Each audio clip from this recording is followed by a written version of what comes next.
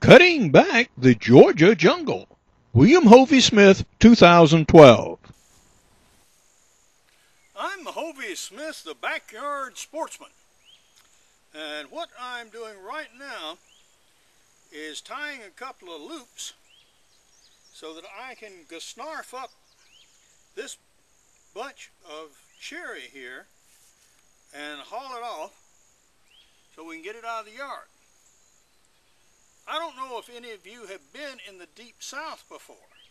Well, if any of you have any plans to retiring down here somewhere and think it's going to be a life of leisure out of the snow country, guys, things grow down here. They grow profusely and they grow fast. So if you are going to have a little place like this old house I live in, and you're going to keep it up, you're going to have some yard work done or do it yourself. Well, we sort of in the do-it-ourself mode here. And every year we have to come and beat the jungle back. And that is not too much of an exaggeration, as you will see. And somewhere I have the other end of this loop. All right. Okay. Got this around a bunch of forks in here, so hopefully it will hold most of it together.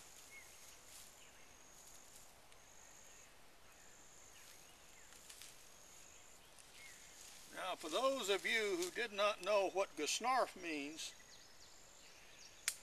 that means to tie something together that will more or less hang together.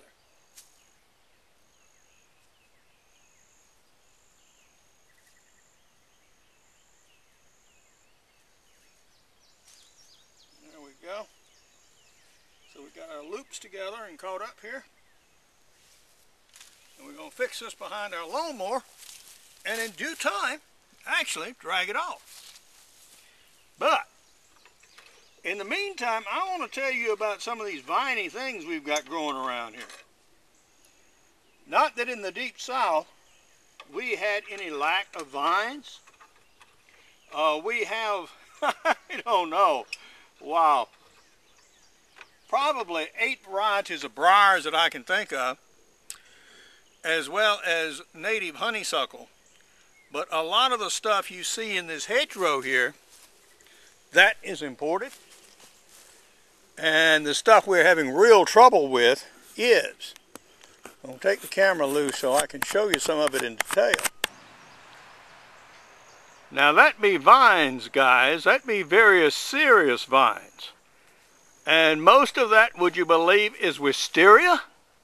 Yeah, although there are quite a few briars in there too. Now I'll show you the close-up of some of the briars. Yeah, that's mainly a clump of briars there. But the wisteria has just about taken that poor pine tree back there. And it goes and it leaps from tree to tree. So if I don't cut it out of this cherry tree, it will very shortly take it. Here are some more vines. Now this is another good briar. And it's growing out about 3 feet away from the tree. This is just the thing to grab you by the neck as you go by on your lawnmower. Not only does this not feel very good, it can actually kill you if it drags you off the lawnmower or breaks your neck. Now, compounding the situation, a Mr. Privet gave us privet hedge.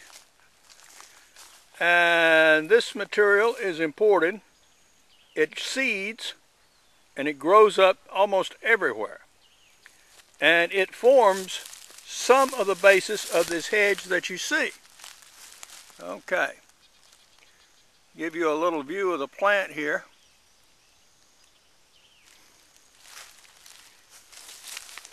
All this is so green and so lush it's hard to say in this video what is and is not what. I mean, this is a lot of stuff.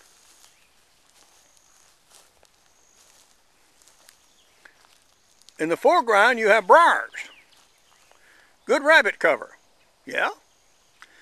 But all growing up these trees in the back, yep, that's wisteria. And that's not the only thing. There's also quite a bit of honeysuckle in this hedge too.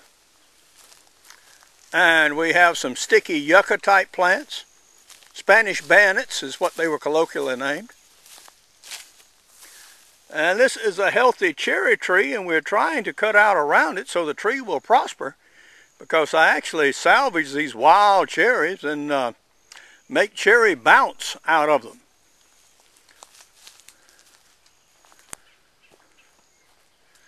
So a lot of this stuff has already been cut away.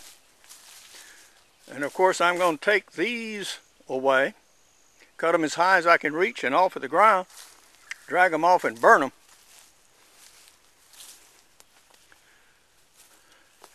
But this gives you an idea about how these vines take just absolutely everything. And if you don't beat them back every year, wow, you're in for trouble. I haven't actually worked this section yet. I'll show you some I have in just a second.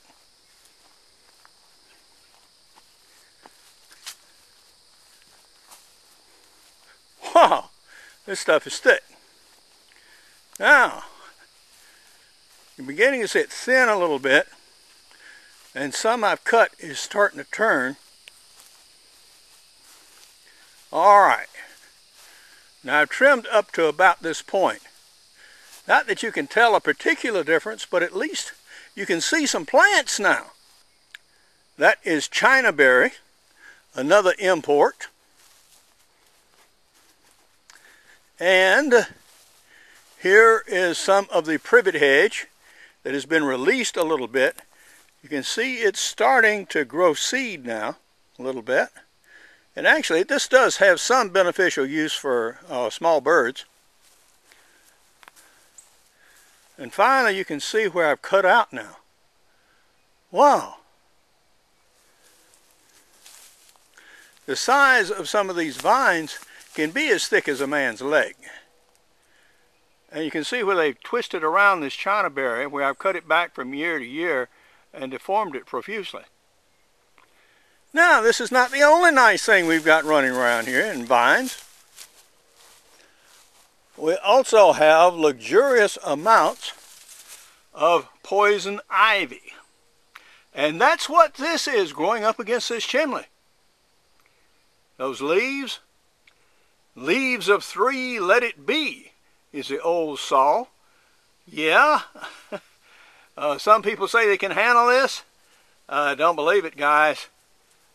This stuff will get you. Not only is it toxic to the touch, and that will inflame the skin and make it blister, also if you burn it and you inhale the smoke, guess what? It gets down and can damage the lungs seriously. So this is evil, evil stuff. And fortunately, it likes full sun. So it's not over there in that thick stuff I'm cutting, but it's certainly over here where it's got plenty of sun. And it's growing in with another of our vines, Virginia creeper, which is a little 5-leafed vine, and that's innocuous stuff. But not so the poison ivy and the poison oak. And actually, that's probably more poison oak than ivy, but all right, evil stuff. And that's what it looks like in the more typical small leaf.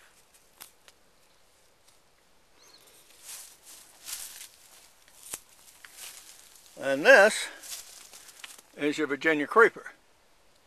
5 leaves. Going up this chimney. All of which is coming down, by the way. So, wow. Well, what are we going to do with it? Well, we're going to take our hand tools and we're going to go down and we're going to cut it out bit by bit, haul it back and burn it. And that's about the usual routine. And you really got to get after this stuff every year, or it will take this house, literally once did, even to the point of coming in the windows and prying the clapboards off the structure. Well, here I am, and we're about to drag off that pile of cherry limbs that I cut. And what's going to happen with these is these are going up to the burn pile, and after they dry for, about 2 weeks, then we're actually going to burn them. For those of you who happen to have noticed that design on my t-shirt, well, guess what? That's one of my books, Backyard Deer Hunting. And I have others too. There's also crossbow hunting, as well as practical bow fishing, and my newest, extreme muzzleloading. Now, for more information about my books, blogs, videos, and radio show, Hovey's Outdoor Adventures, go to my website, www.hoveysmith.com. Good hunting and good eating from the outdoors. Goodbye, and God bless.